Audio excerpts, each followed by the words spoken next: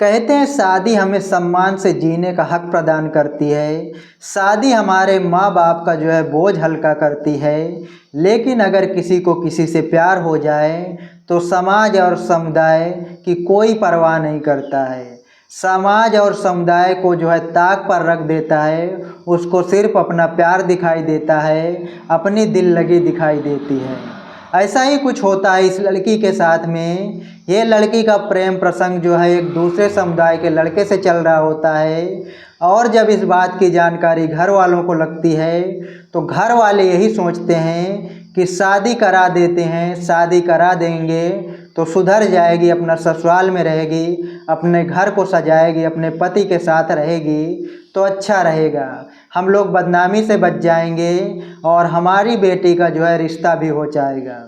दोस्तों 1 मई को इस लड़की की शादी होती है। शादी होने के बाद जो है ससुराल जाती है, करीब 1 महीने तक वहाँ पर रहती है। उसके बाद जो है ये 4 दिन के लिए अपने प्रेमी के साथ कहीं गायब हो जाती है।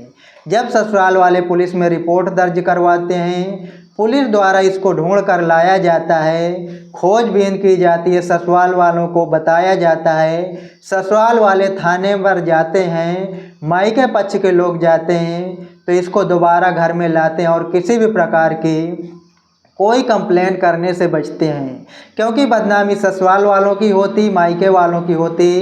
यही सोचकर जो है घर पर रख लिया जाता है। इसके बाद इसकी फिर वही हरकत चालू हो जाता है। ये लड़की जो है अपने प्रेमी से फिर से बात करने लगती है।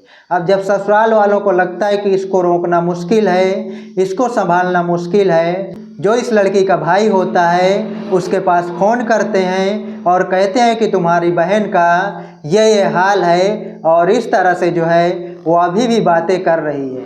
अब दोस्तों जब इसके भाई को पता चलता है, इस लड़की का भाई अहमदाबाद में एक फैक्ट्री में काम करता है, वहाँ से आता है और सीधा जो है लड़की के ससुराल पहुँचता है। ससुराल पहुँचने के बाद वो बहन को साथ लेता है। उसको लेने के बाद घर के लिए निकल जाता है, लेकिन घर पर नहीं पहुंचता और रास्ते में ही अपनी बहन से बहस हो जाती है।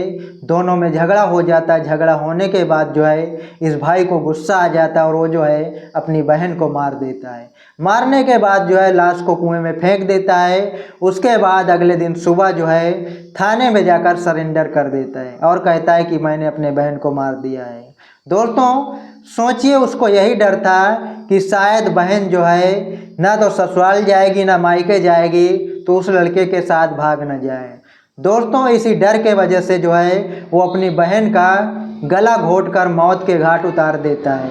लेकिन ससुराल वालों ने जो किया सही किया या नहीं, क्योंकि उनको भी डर था अगर यहाँ से दोबारा कहीं चली जाती है तो मायके वाले यही कहेंगे कि हमारी बेटी को मार डाले। अब उस तरह में जो ससुराल वाले फंसते, तो ये वजह से जो है ससुराल वालों ने भाई को बुलाकर कहा कि अपनी बहन को ले जाओ, इसको अपने घर पर रखो और इसको अच्छे से समझाओ बुझाओ। दोस्तों जब इस घटना के बारे में आप लोग सुनेंगे तो आप लोग भी बहुत हैरान हो जाएंगे, सोचने पर मजबूर हो जाएंगे कि गुस्से में न जाने आदमी क्या कर बैठता है। दोस्तों आज की हमारी जो सच्ची घटना है वो फतेहपुर जिले के हसुआ ब्लॉक की है। धनवा गांव के रहने वाले शिव सिंह यादव मजदूरी करते हैं। उनके 3 बेटे तथा 3 बेटियां होती हैं। शिव सिंह यादव की एक बेटी होती है जिसकी उम्र 18 साल के ऊपर होती है, जिसका नाम रंजू देवी होता है। रंजू देवी का प्रेम प्रसंग जो है एक दूसरे समुदाय के लड़के से चल रहा होता है। दोस्तों काफ़ी दिन तक ऐसा चलता है। जब इस बात की जानकारी घर वालों को लगती है तो घर वाले यही सोचते हैं कि चलो इसकी शादी करा देते हैं, शायद सुधर जाएगी, नहीं तो किसी दिन ये घर छोड़कर चली जाएगी तो हम लोगों की बहुत बदनामी होगी। अब दोस्तों यही सोचकर जो है घर वाले आनन फानन में एक रिश्ता ढूंढते हैं और इस लड़की का, जिसका नाम रंजू देवी होता है, इसकी शादी इसी साल 1 मई को जो है फतेहपुर जिले के सोनई बड़नपुर के रहने वाले पिंटू उर्फ अजय यादव से हुई थी। अब दोस्तों शादी हो जाती है। करीब 1 महीने तक रंजू देवी वहाँ पर रहती है। वहाँ पर रहने के दौरान ही वो लगातार अपने प्रेमी से फ़ोन पर बात करती है। जब इस बात की जानकारी ससुराल वालों को होती है तो लोग उसको डांटते हैं, उसको समझाते हैं, उसे मना करते हैं। सामने तो घर वालों से कह देती कि हाँ हम ऐसा नहीं करेंगे। अब घर वाले जो है कुछ बेफिक्र हो जाते हैं कि अगर इसने कहा है तो कुछ मान जाएगी। लेकिन दोस्तों इसके बाद वो चोरी छिपे जो है लगातार अपने प्रेमी से बात करती है। करीब 1 महीने पहले जो है वो घर से अपने प्रेमी के साथ भाग जाती है। अब दोस्तों जब रंजू देवी घर से अपने प्रेमी के साथ भाग जाती है, जब घर में दुल्हन नहीं मिलती है, तो इसके ससुराल वाले जो है पुलिस स्टेशन में जाकर शिकायत दर्ज करवाते हैं। अब वहाँ पर पुलिस में गुमशुदगी रिपोर्ट दर्ज करा दी जाती है। उसके बाद पुलिस वाले जो है छानबीन करके लड़की को तलाश करके जो है थाने पर लाते हैं। थाने पर लाने के बाद जो है ससुराल वालों को और जो है रंजू देवी के मायके वालों को खबर किया जाता है। अब दोस्तों थाने में समझौता होता है। ससुराल वाले यही कहते हैं कि बात को आगे ना बढ़ाओ, इससे बदनामी होगी। अब दोस्तों उसके बाद जो है रंजू देवी को ससुराल में रख लिया जाता है। उसके बाद जो है रंजू देवी का जो 22 साल का भाई होता है, जिसका नाम संदीप यादव होता है, वो ये सब मामला सलटाने के बाद जो है अहमदाबाद अपने फैक्ट्री में काम करने के लिए चला जाता है। अब दोस्तों करीब 4-6 दिन बाद जो है रंजू देवी अपने प्रेमी से फिर से बात करने लगती है। जब फिर से बात करने लगती तो ससुराल वालों को पता चलता है। जब ससुराल वालों को पता चलता है तो ससुराल वाले जो है सीधा रंजू के भाई संदीप को फ़ोन करते हैं। कहते हैं कि तुम्हारी बहन जो है पहले की तरह फिर वही हरकत कर रही है, अपने प्रेमी से फ़ोन पर बात कर रही है। अगर इस बार तुम्हारी बहन भाग गई तो हम कहाँ ढूंढेंगे? अगर कहीं दूर चले गई, कहीं ऐसी जगह चली गई जहाँ पर कुछ अता पता न लगे, तो तुम लोग तो हमारे ऊपर केस कर दोगे। अब दोस्तों जब रंजू देवी का भाई संदीप यह बात सुनता है तो सीधा जो है फैक्ट्री से काम की छुट्टी लेकर अहमदाबाद से सीधा फतेहपुर स्टेशन पर उतरता है। वहाँ से उतरने के बाद संदीप यादव जो है अपने घर पर नहीं जाता और वो सीधा जो है अपनी बहन के यहाँ ससुराल पहुँच जाता है। वहीं पर जाने के बाद जो है अपनी बहन को विदा कराता है। उसको विदा कराने के बाद बाइक पर बिठाता है और उसको जो है अपने घर ला रहा होता है। दोस्तों रास्ते में ही संदीप यादव और उसकी बहन जो है रंजू देवी के बीच में कहासुनी होती है। दोनों में वाद विवाद होता है, दोनों में झगड़ा होता है। और जो है वहाँ पर भी रंजू यादव को बताया जाता है कि वो भागने के फिराक में थी और वहीं पर आसपास में जो है रंजू देवी का प्रेमी मौजूद होता है। जब वहाँ पर रंजू देवी जाने की कोशिश करती है तो संदीप यादव भी उसके पीछे पीछे जाता है।